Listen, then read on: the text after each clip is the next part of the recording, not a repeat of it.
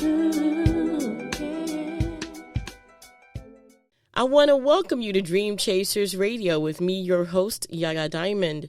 What's up, peoples? How you doing? It is a great day, and I'm so very excited to be here. Man, I'm telling you, authors, what can I say? This is the author edition, and we have an amazing author on the show for you today.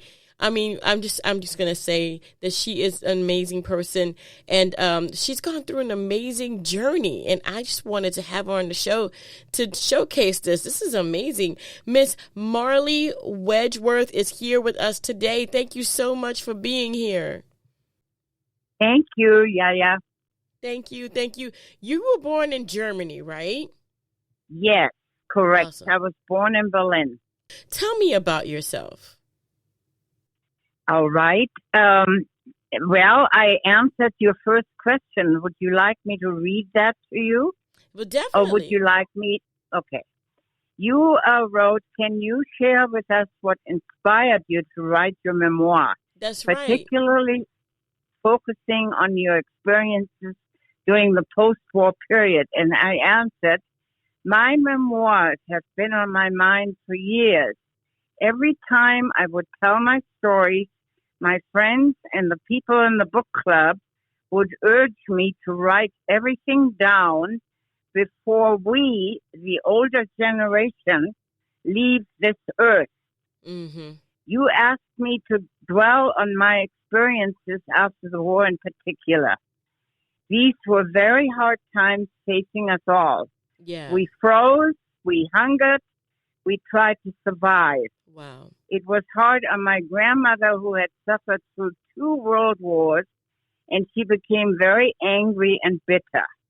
I missed the family life of having siblings with loving and caring parents. Wow. I think that was the hardest part for me, to deal with my incredibly vicious stepmother. You know, I have to ask you this. You know, I know that this is your memoir, and I know that this is post-war period. You know what I mean? What was it like for you as a child to, you know, come from one place to the other? What was that like for you? Well, the change was tremendous. In 1940, when Hitler declared war on Poland, he also told the German people we were on rations, number one, and all the good things disappeared.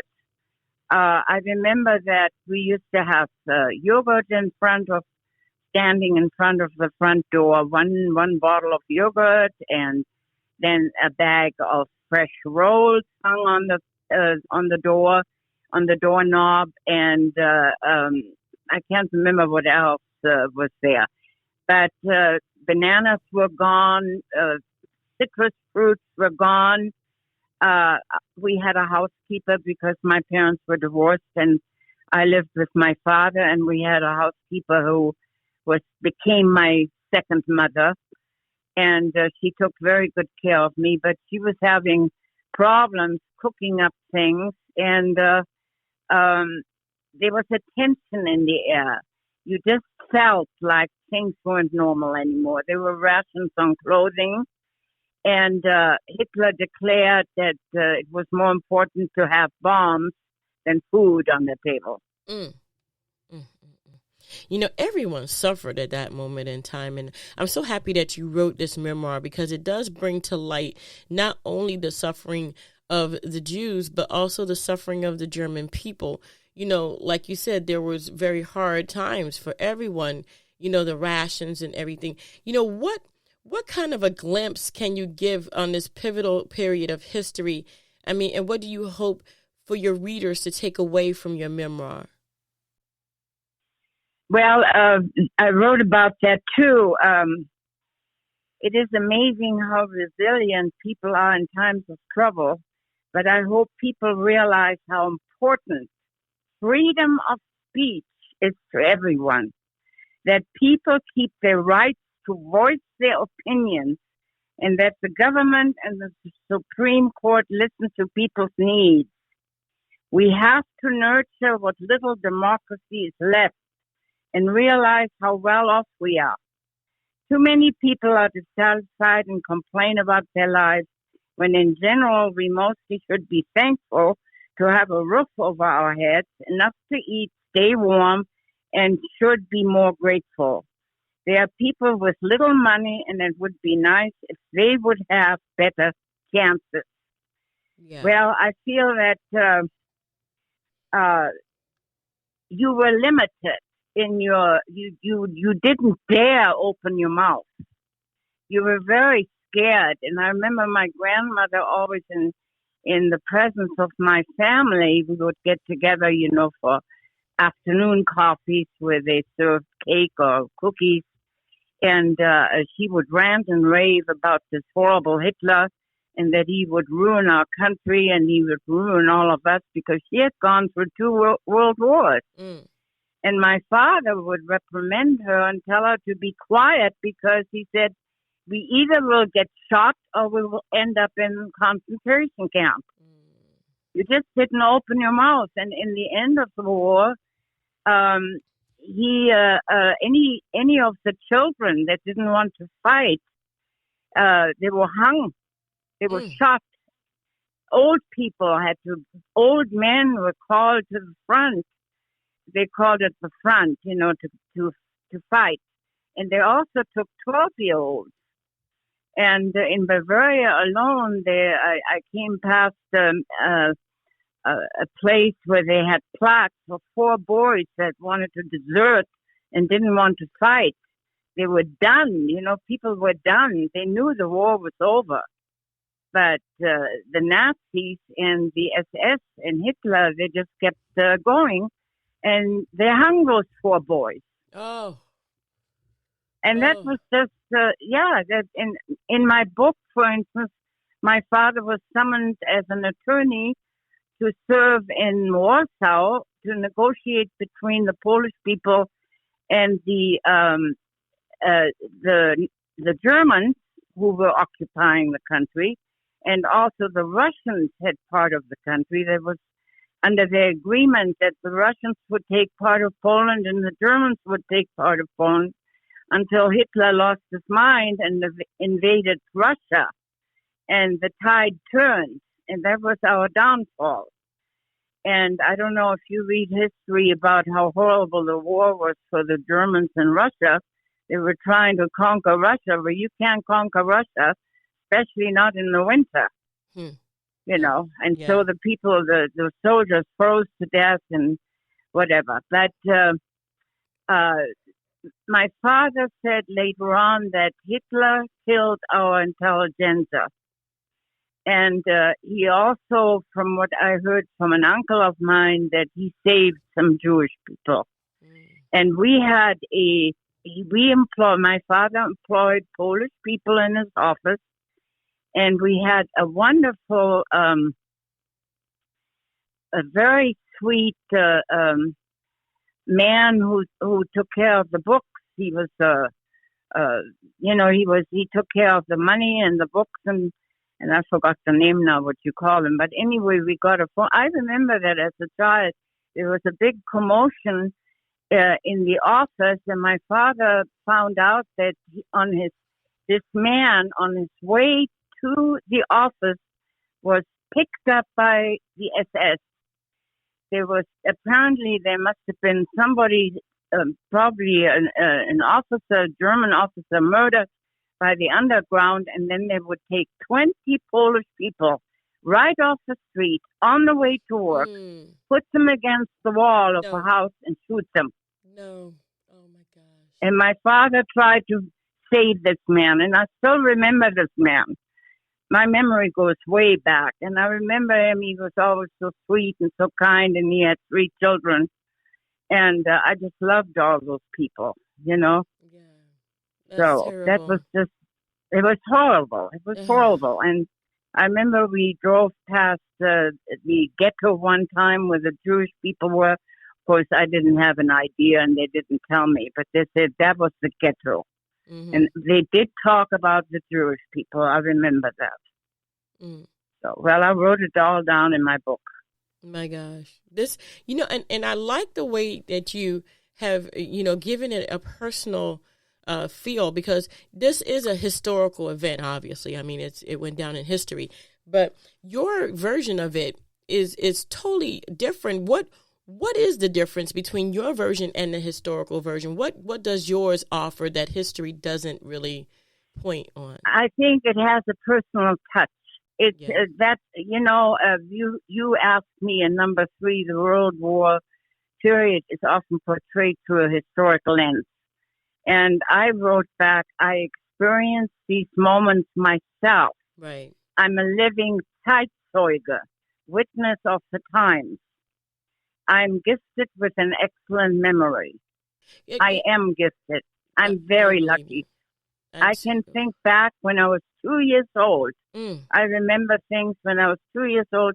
My parents divorced when I was 3. And I remember living in that little house, and my mother wanted to be back in the ritzy surrounding of Berlin. She liked the nightlife, and she didn't like to live in the country.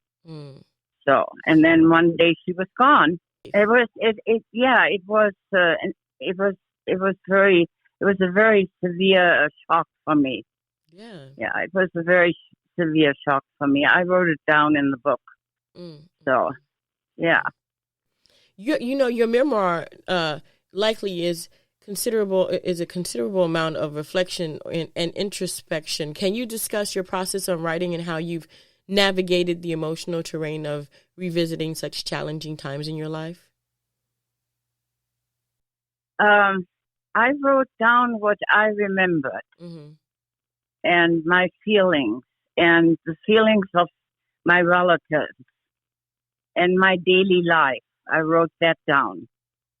And then how my stepmother came into my life, who was a great believer of Hitler, including my aunt, who was married to my father's brother. And she was in the Olympics in 1936. She was in the Olympics in March, as a girl. And I guess they were able to shake Hitler's hand. And she told me she didn't wash her hand for a week. Oh, okay. Yeah. So, well, I don't know if you ever experienced that man, the way he talked and the way he yelled and shouted. Well, anybody who looked different and anybody who had a different point of view, and everybody who was a gypsy or, even as a priest. The priests were incarcerated. Yeah. And, anybody who was against Hitler, you didn't open your mouth. Yeah, no. You didn't dare. I know. And you didn't dare after you lived in the eastern part under the Russians. It was the same system. A lot of people will not talk about it. Well, I read a book about a German a black woman who I just read that recently, and I only read 15 pages, and I had to give it back. I couldn't read it. She said in her title, it's in German, my grandfather would have shot me. Her grandfather was the big shot in one of the concentration camps. Wow. And he would step out on the balcony and shoot people at random. And that was his joy in the morning. Oh my gosh. And he had children. I don't know how many children, but the lady who wrote the book is very tall. She's over 6 feet. She's married and has 2 children. She's married to a German. She is German herself. Her mother had her with a man who came from Africa. And that was after the war. And she took that baby girl, you wouldn't believe it. She took that baby girl to the nuns and left her. And that woman wrote this book about her grandfather, that he would have shot her, because the mother never returned and she never met her mother again. And the nuns had to raise her. Yeah. And she is happily married with 2 children. And she wrote this German book that her grandfather would have shot her. Yeah, it is. It definitely is. I mean, we're human beings. We love, and love doesn't have a color. It doesn't have a race. It doesn't have, No, it just no, loves. and we all in our own way are brilliant people. Yes. I wrote about that too. I wrote in the book, and you, you in number 4, you wrote in recounting your experience. Mm-hmm. Were there any particular moments or anecdotes that stood out to you Right. as especially poignant or significant? If so, could you share them with our listeners? And I wrote, my grandmother's outburst about, quote, that man Hitler. Those were my moments of anecdotes. The overtaking and entrance of the American army when they came to Thuringia.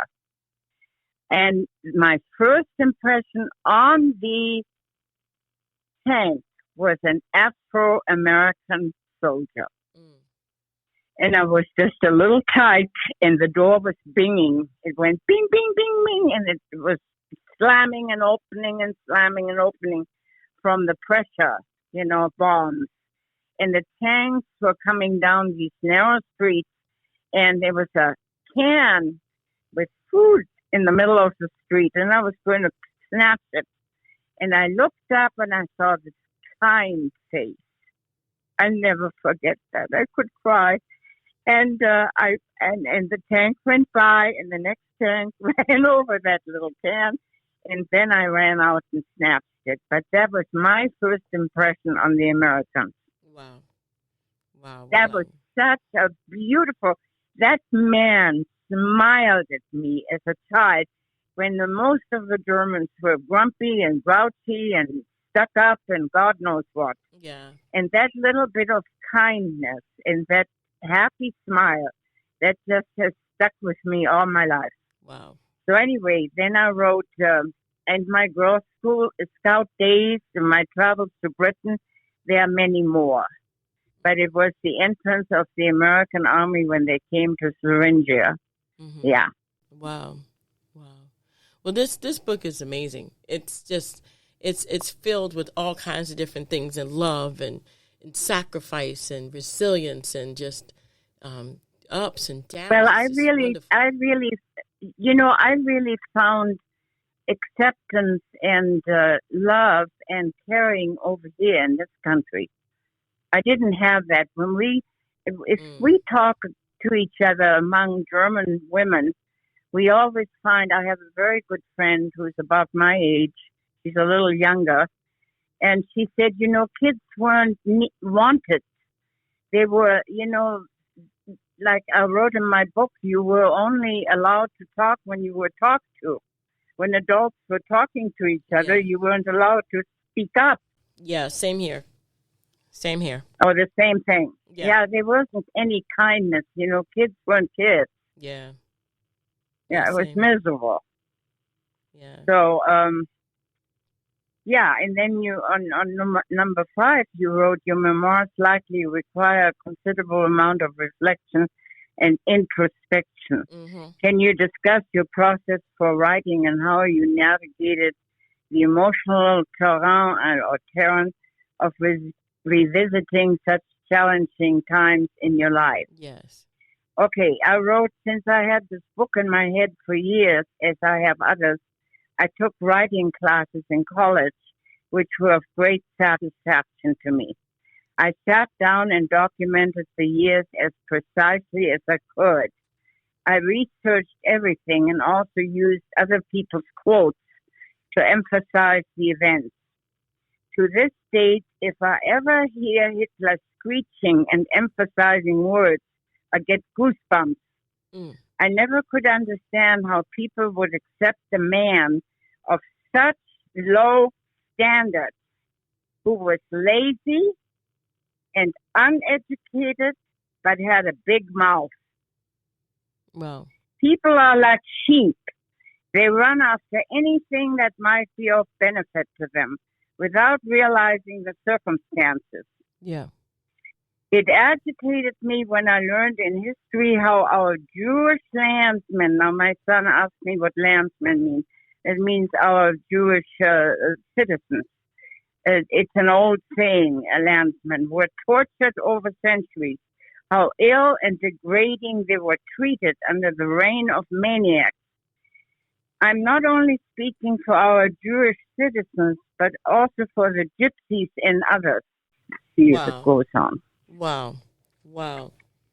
My goodness. And as a writer that you've lived through such remarkable times, what is it that you want to say to the future generations through your memoir? Okay, I'm going to tell you that. As a writer who has lived through such remarkable times like you just said, what message or insight do you hope to impart to future generations through your memoir?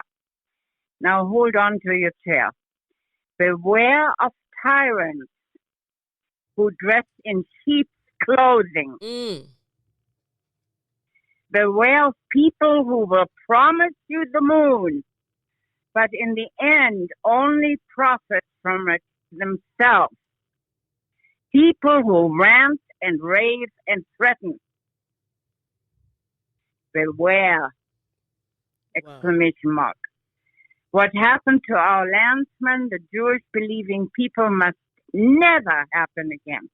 It happened to our indigenous brothers and sisters over here, our native Indians and our slaves who did not want to be brought over and exploited. It happened to other nations over the centuries. Take the Armenians and so on and so on. But look, nothing changes. The wars go on and the torture and the starvation never end. I had a mission and a purpose for writing my book so people wake up and realize what we have done and still are doing to people on this earth. War never ends. Wars never end and the cruelty increases. Humanity has learned nothing. All of what is being preached in Bibles, Qurans, whatsoever are just empty words. We trample on the meek and call ourselves, in quote, superior. Indigenous people have had to suffer in our country and all over the world and often are being mistreated and misjudged. If humans do not study history and do not read books, if we keep our children ignorant and do not teach them kindness towards others and nature, then what is there to expect? It starts at home, in school, and throughout life. Yes. My goodness, you are so right. We have yet to learn the lesson. We have yet to learn the lesson. Yeah, and it starts at home.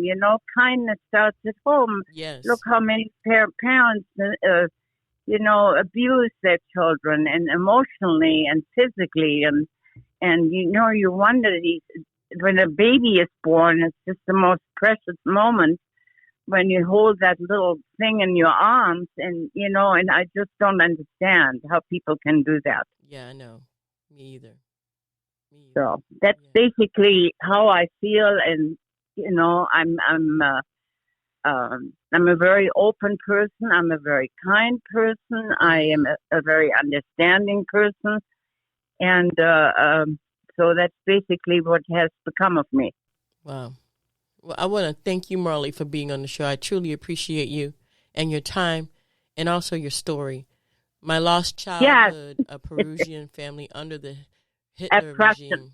Oppression family. Oppression, okay. Oppression family. Oppression family under the Hitler regime. Yeah. Okay, well, I hope you read it. It's not very long. Yeah, and it's so nice to talk to you. And I hope I didn't talk your ears off. No, ma'am. I'm still here. Ears are still connected. Okay, all right. Well, you have a wonderful evening. You too. Thank you so much for being on the show. We're going to have that link in the description box, so it'll be easy for you guys to go ahead and get that for yourselves and check that out for yourselves. History will repeat itself over and over again until we wise up and learn our mistakes are not to be made again. They're actually to be, maybe tallied and said, okay, let's not do that again. Let's go a different way because, in the end, and I feel totally like this, being of a mixed race and being just totally messed up, that, you know, in this body that I dwell in, we all live in harmony. That I think is the most important thing. And it's so, you know, it's so unimportant what you look like. And as long as you're a kind person, I think that's important. Definitely. That a kind person, that you share love among each other. Definitely. And if my mind can wrap around all the things that have happened in time to get me to this place, I understand one thing, that I love me. And you should love everyone else around you as well. Thank you guys so much for tuning in. Don't forget to dare to be different, and we're going to have that link again in the description box below. Until next time, guys. Good night. All right. Good night, Marli. Good night. Thank Take you. care. Bye-bye. Bye.